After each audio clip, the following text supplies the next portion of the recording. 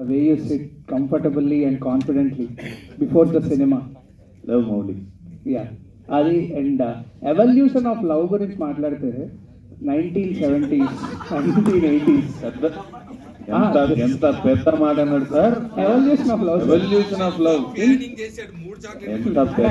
ఎంత పెద్ద ఇష్యూ తీసావు నువ్వు, చెప్పు. సో ఎవల్యూషన్ ఆఫ్ లవ్ గురించి మాట్లాడితే ఇండియన్ ఫిలిం ఇండస్ట్రీలో కానీ తెలుగు ఫిలిం ఇండస్ట్రీలో కానీ అప్పట్లో లవ్ ఏంటంటే ఒక టచ్ కూడా లేకుండా కనులు చూసుకుంటే మనకు లవ్ ఉంటుంది. 1980s to 1990s ఒక టచ్ ఉంటే లవ్. జనాలు ఆ సినిమాలు చూసి ఇన్ఫ్లుయెన్స్ అయ్యేవాళ్ళు. మధ్యలో పువ్వు వచ్చేది. కరెక్ట్. అంటే అప్పట్లో ముద్దంటే ఓ రేంజ్ సార్. ఏఎన్ఆర్ గారు, ఎన్టీఆర్ గారు, దాని తర్వాత శోభన్. ఇప్పుడు Arjun Reddy changed many factors. Like అంటే కంఫర్టబుల్గా ఒక లవ్ని ఎక్స్ప్రెస్ చేయడానికి 2 bodies and 2 factors of souls కూడా ఉండాలని చెప్పేసి చూపించిన ఫిలిం అర్జున్ రెడ్డి నా పాయింట్ ఆఫ్ వ్యూలో. ఆఫ్టర్ దట్ ఇది ఇంకా వైల్డ్ అని కాకుండా ఆ డెప్త్ అనేది ఆడియన్స్ కంఫర్టబుల్గా సాటిస్ఫై అయ్యి ఇన్ఫ్లుయెన్స్ అవుతారా అని చెప్పి మీ point of view. First of all అమ్మాయి క్వశ్చన్ అయిపోయింది కానీ మంచి క్వశ్చన్ అన్న. But jokes about, how old are you? 19 years. 19 ఏళ్ళకి ఎవల్యూషన్ ఆఫ్ లవ్ గురించి చూసావా ఎలా మాట్లాడుతున్నావు? But very good, your thought went there. I really appreciate. Thank you. Because నేను ఈ కథ రాసేటప్పుడు ఆ పాయింట్ గురించి చాలా ఆలోచించాను.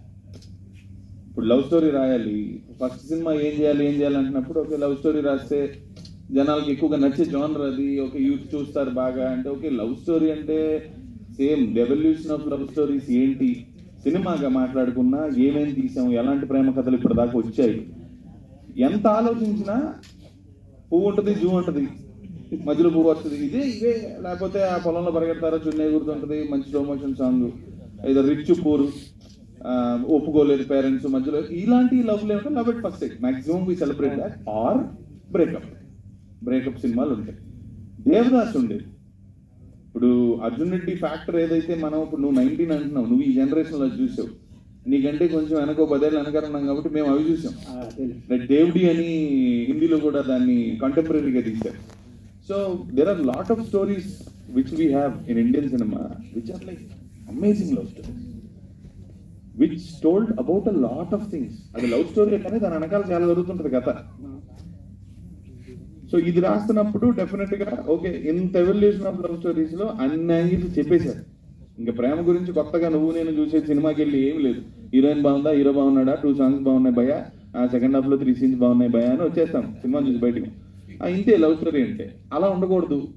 ఇంకేం చెప్పాలి ప్రేమలో అని ఎత్తికినప్పుడు ఇందాక I was answering that only. So I had this answer where okay ప్రేమ ఏం జరుగుతుంది, లవ్ ఎట్ ఫస్ట్ సైట్ తీసేశారు, లవ్ లో పడ్డాక రిలేషన్షిప్ బ్యూటిఫుల్ గా తీసేశారు, బ్రేకప్ తీసేశారు. సో రిలేషన్షిప్ స్టార్ట్ అయ్యాక బ్రేకప్ కి మధ్యలో ఏం జరిగింది అది తీయలేదు. ఎందుకు తీయలేదు? ఎందుకంటే ఏమీ జరగదు. ఏం జరుగుద్ది? పొద్దున్న లేచి పడుదామనుకుంటాం, సినిమాకి వెళ్దామా, భోజనం చేద్దామా, స్విగ్గీలో ఆర్డర్ పెట్టావా, ఇదేం చేస్తాం సినిమా. బట్ అందులో జరిగే చాలా బ్యూటిఫుల్ థింగ్, చాలా ఇంపాక్ట్ఫుల్ థింగ్, చాలా ఇంటెన్స్ మ్యాటర్ ఒకటి. దానివల్లే ఆ తర్వాత ఏం జరిగినా జరుగుతుంది. ఐ థాట్ ఓకే దీని ఇంటెన్సిటీని కరెక్ట్గా ప్రజెంట్ చేయాలని. అందుకే ఈ గెటప్, ఆ క్యారెక్టరు, ఆ ప్రాంతం అన్నీ అలా ఎన్నుకుని నువ్వు అడిగిన క్వశ్చన్కి అర్జున్ రెడ్డి చూసి నువ్వు ఏదైతే ఒక ఎమోషన్కి, ఒక క్యారెక్టర్స్ మధ్యలో ఉన్న ఆ జరిగే ఆ సోల్ఫుల్ డ్రామాకి నువ్వు కనెక్ట్ అయ్యావో, అదో కథలో ఇద్దరు పడుతున్న దానికి నువ్వు కనెక్ట్ అయ్యావు. వాళ్ళిద్దరు ఎమోషన్ కరెక్ట్. బేసికలీ ఆ కథలో ఆ ఇద్దరు క్యారెక్టర్ల మధ్యలో ఎమోషన్కి నువ్వు కనెక్ట్ అయ్యావు. బట్ లవ్ మోలీలో ప్రతి ఒక్కడి ఎమోషన్ కి వాడు కనెక్ట్ అవుతాడు అంటున్నాను. ఎవ్రీ రిలేషన్షిప్ నేను ఇప్పుడు ప్రతి సినిమాలో మనం కూర్చుంటే మాకు అది ఇది సూపర్, ఇంకా అసలు మీరు చూడాలి, ఇదంతా చెప్పటని. What I'm saying is whoever watches the film will definitely వాళ్ళ రిలేషన్షిప్ లో జరిగే డెఫినెట్ గా అంశాలన్నీ వాళ్ళు రిలేట్ అవుతారు. ఉండాలా, జరిగేలా ఉండాలా, ఏం చేయాలి. So there is for singles, there is for couples and there is for experienced people who are seasoned lovers. వాళ్ళకి కూడా చాలా ఇన్ఫర్మేషన్ దాంట్లో. So this is about love. Definite గా ఈ సినిమా చూసాక పర్సనల్ గా మాట్లాడతాం. Okay, one last question. Will Mouli change Gen Z? Will Wow. movie character change? నీకు actually only change Gen Z. See, I don't want to change anyone. I want to be informative because I want my film to be a discussion. I don't want my film to be a commandment, right?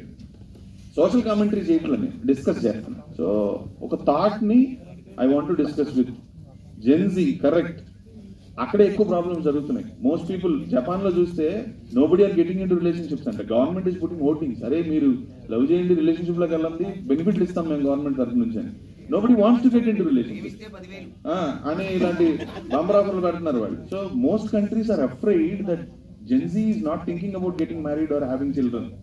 ఒరే ఈ తరాలు ఆగిపోతాయి, అలా కాదు కదా. జెన్ G పడే భయం ఏదైతే ఉంటుందో ఆర్ ఉండే క్వశ్చన్లు ఏవైతే ఉంటాయో, if they watch this film, I think most of their questions will be answered. Navajit గారు